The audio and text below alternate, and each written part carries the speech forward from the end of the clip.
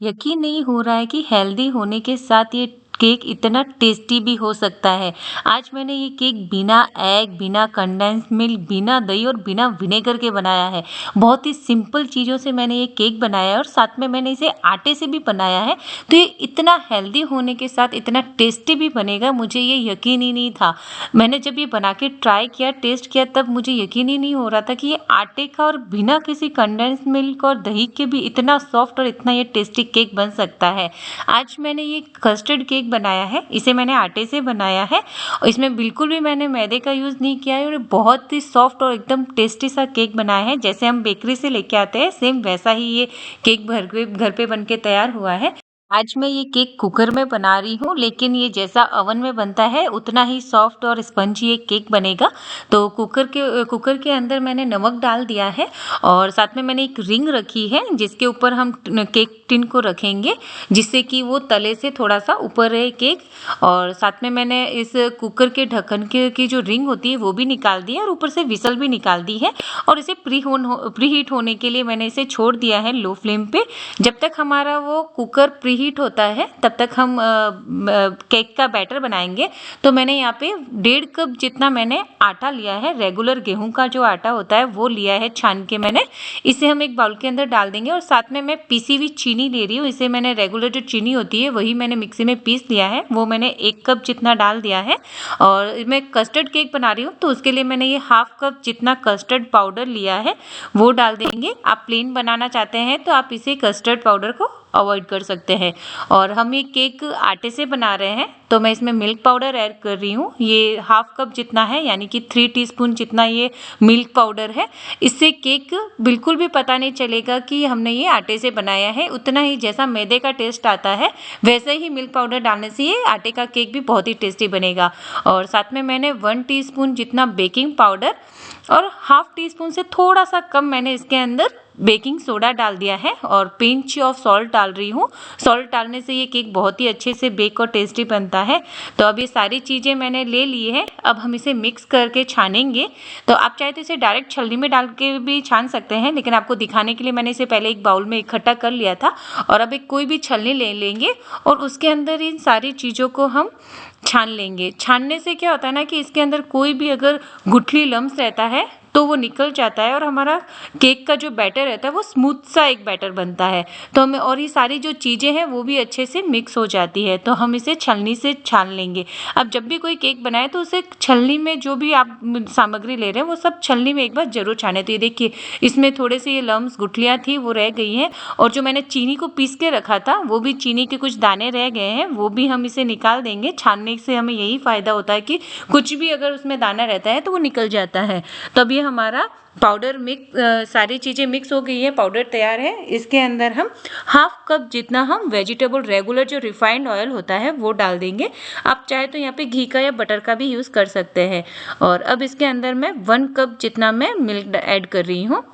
Milk आप थोड़ा थोड़ा भी ऐड कर सकते हैं। मुझे ये क्वांटिटी, ये मेजरमेंट एकदम परफेक्ट है, इसीलिए मैं नाप के एक साथ ही 1 कप दूध डाल रही हूँ। आपको अगर लगता है कि आपका ये ज़्यादा गीला पतला हो जाएगा ये बैटर, तो आप इसमें थोड़ा थोड़ा करके ही ऐड करें।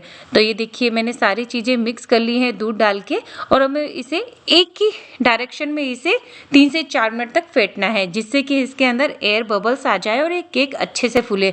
हमने इसमें कोई भी कंडेंस मिल्क, एग या मैंने इसमें कोई भी दही या फिर कोई भी विनेगर का यूज़ नहीं किया है, फिर भी ये केक बहुत ही स्पंजी और सॉफ्ट और टेस्टी बनेगा।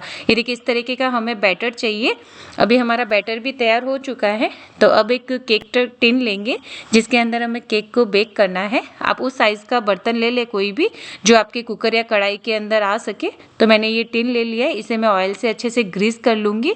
और अब मैं इसके अंदर बटर पेपर लगा रही हूँ, टोटली ऑप्शनल है। अगर आपके पास ये बटर पेपर नहीं है तो आप टिन को अच्छे से ग्रीस करने के बाद उसमें थोड़ा सा मैदे को या आटे से उसे डस्ट कर ले, जिससे कि वो केक हमारा अच्छे से डीमोल्ड हो सके।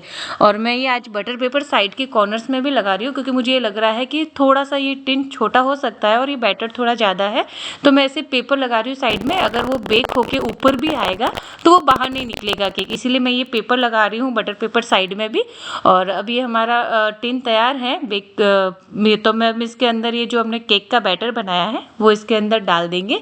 आप इसका देख सकते हैं कि हम इस बैटर को कितना गाढ़ा और कितना पतला रखना है। न ही ज़्यादा गाढ़ा है और न ही ज़्यादा ये पतला है बैटर, एकदम जैसा केक का बैटर बनाते हैं हम रेगुलर, जो चॉकलेट केक और वनीला केक बनाते हैं, उसी तरीके का ये मैंने बैटर बनाया है।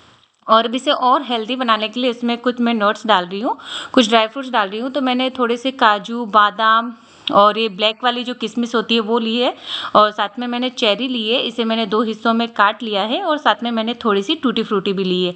आपके पास अखरोट या आपको जो ड्राई फ्रूट्स इसके अंदर पसंद है वो आप इसमें ऐड कर सकते हैं।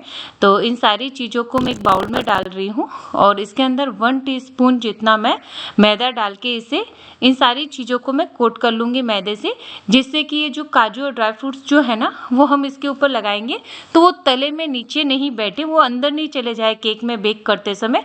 इसीलिए मैं इसको थोड़ा सा मैंने इसे मैदे से इसे डस्ट कर लिया है, जिससे कि ये ऊपर ही ये सारे जो हम देखते हैं ना वीडियो में और मार्केट में जो हम केक लेके आते हैं उसके ऊपर ड्राई फ्रूट्स लगे रहते हैं, वो तले के अंदर बिल्कुल भी नहीं जाते, केक के अंदर नहीं जाते, वो ऊपर ही वैसे ही जैसे हम लगाते हैं वैसे ही रहते हैं। तो वो इसीलिए रहते हैं क्योंकि हम उसको थोड़ा सा हम डस्ट करके डालते हैं तो वो तले में नहीं जाते।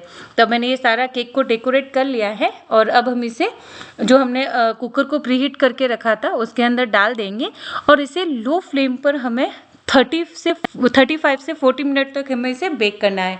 आपका ये टाइमिंग आपके केक के टिन पे या आपके गैस की फ्लेम पे भी डिपेंड कर सकता है। आप इसे 25 से 30 मिनट बाद इसे एक बार आप खोल के चेक कर ले कि आपका ये केक पका है या नहीं।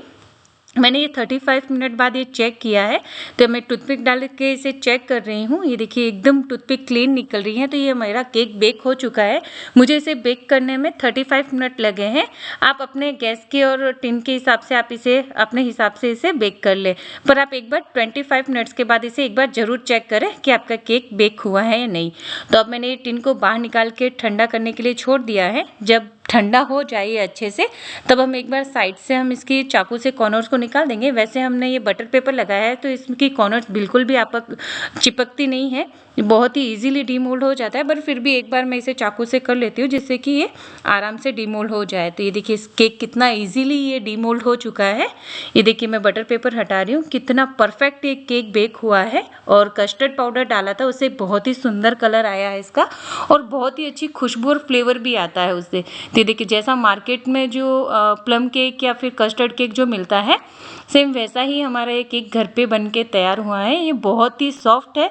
तो क्रिसमस है अभी और न्यू ईयर भी आने वाला है, तो आप इस केक को बहुत ही कम चीज़ों से अपने घर पे बना के तैयार कर सकते हैं, और एकदम मार्केट जैसा बनता है, बहुत ही टेस्टी भी बनता है। तो ये देखिए मैं आपको कट करके दिखाती हूँ। कट करने से ही आपको आइडिया लग रहा होगा कि कितना सॉफ्ट बना है, और इसमें एकदम जाली भी बनी है, जालीदार जो स्पंजी केक होता है सेम वैसा ही बना है। मैं आपको एक निकाल के भी दिखाती हूँ कि कैसी, जैसे मार्केट में जो हम ऐसे बिना क्रीम वाला जो केक लेके आते हैं उसमें कैसी जाली रहती है, सेम वैसा ही ये घर पे भी बन के तैयार हुआ है।